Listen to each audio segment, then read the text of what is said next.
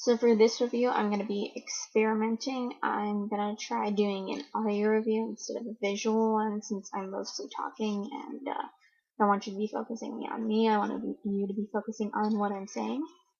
Again, this is an experiment, so if it's not that good, or if I decide I don't like it, I will go back to doing visual reviews. Okay, so let's begin. The Improbable Theory of Anna and Zach is the story of Anna and Zach, two members of their high school's quiz bowl team. On the team is also Anna's brother, Clayton. On one of the tournament trips, Clayton sneaks off to Washington, spelled Washington, in case anyone wants to say it pronounced differently, which is a sci-fi fantasy convention that Zach originally was going to go to if it wasn't for the trip. So Anna and Zach race to find him before anyone finds out, and in the process run into some crazy nerdy things and have awesome adventures. Well, awesome to them. Not very awesome to actually read.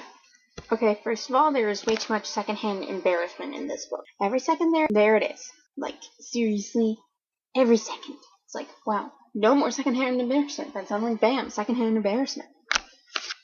I seriously haven't experienced enough first-hand embarrassment in my own life to deal with this much secondhand embarrassment.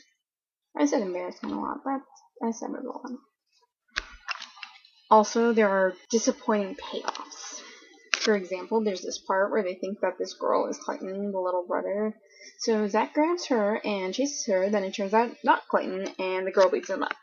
Then her boyfriend threatens Zach, and then Zach ends up escaping. So throughout the rest of the book, he's constantly running into this dude and being threatened. Now this would have had such a great payoff. There's a part at the end where Zach is being threatened by a drug dealer, and the dude shows up. Zach calls him Viking every time he sees him, because he was dressed like a Viking. So Viking shows up drunk and starts talking to Zach, and Zach's all like, because this dude wants to beat me up, I'm not gonna die. And instead the dude hugs Zach and apologizes. What? He doesn't even try to get this dude to help him, he just hugs Viking and he leaves. No payoff, which leads to a lot of pointless crap that is unnecessary to the plot as well as to the characters. And before I talk about the main characters, I'm going to talk about the side characters, starting with Clayton. Clayton is super annoying. He doesn't get anything, as in, he doesn't understand consequences. The idea of them can't get into his head, which I find weird, because Anna is supposed to have super strict parents, and, oh god, I'll get to them later.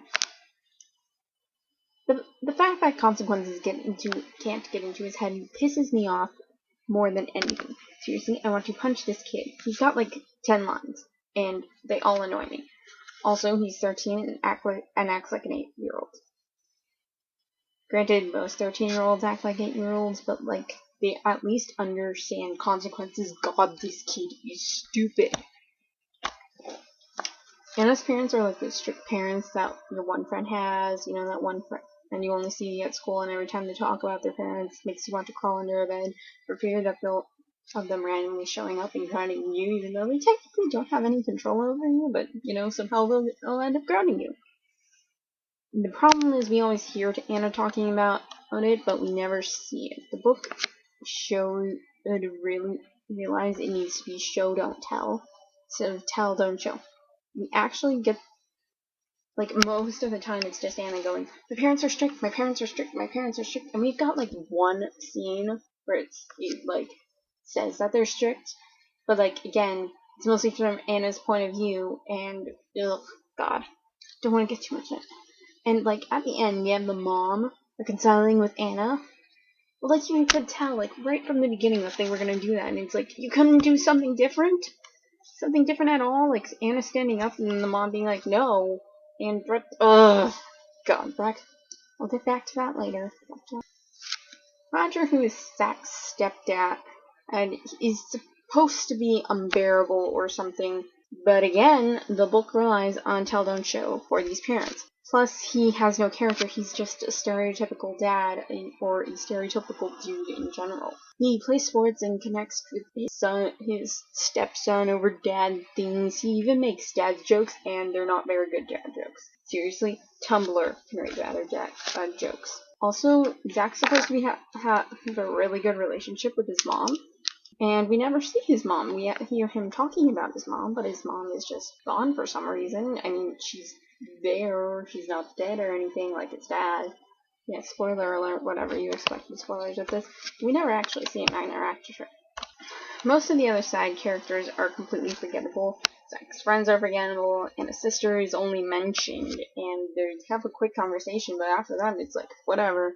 I don't even remember her name. I think it was Nicole. Maybe something different. The two other people on the quizzball teams are dating, and that's literally all I remember about them. That and one's name starts with an S. The teacher was supposedly nice and dumb, but also supposedly strict, but still forgettable. Seriously, I also don't remember her name. I guess that the only one that makes much of an impression is Strawberry, and that's only because she puts on this persona that's incredibly annoying and also incredibly dumb. So basically, they are bland cookie cutouts. Not even good ones. Like, there's not even a slight variation.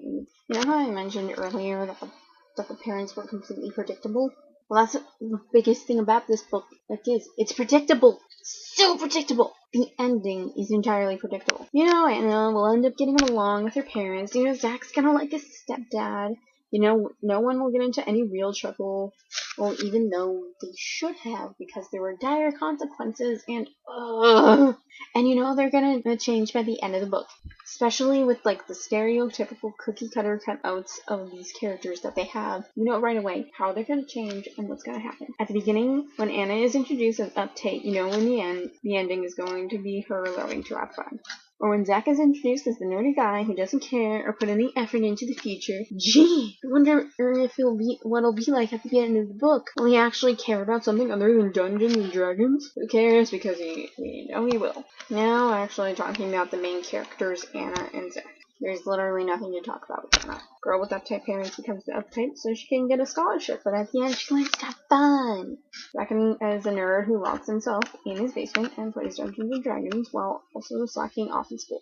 Aside from the slacking off in school, he's the stereotypical nerd. Neither of these characters are interesting in any way. They barely add any variation to their stereotypes. They are annoying, and I want this book to be written with actual interesting characters. Also, they have no chemistry. They're supposed to be falling for each other, but in reality, by the time they reach their first kiss, it feels completely unnecessary. Not every boy and girl need to end up together. Also, their portrayal of gay culture makes me sick. They keep it as creepy people locked in basements from the 90s. Nothing good comes out of that. They just come out as boring, stale, and sorry. Don't want. Oh, God. They say there are girls there, but they insult all girls there, saying only fat loser girls like the stuff, and all the. It's fucking annoying. Plus, did the author honestly expect us to believe that Zach is supposed to basically be a stud because he's at a convention? If you suck at dating in everyday life, it's very unlikely that you'll be better at a convention. You have more in common, and that's literally it. And by more in common, I mean you will both be, just sitting there talking about Star Trek theories, but the chances of you getting laid because of that are very slim. I do like the cover art of the book, though it doesn't really fit the book. It gives off more that they're both nerds, so they'll actually get along, but no. The awesome cover art makes the book more disappointing.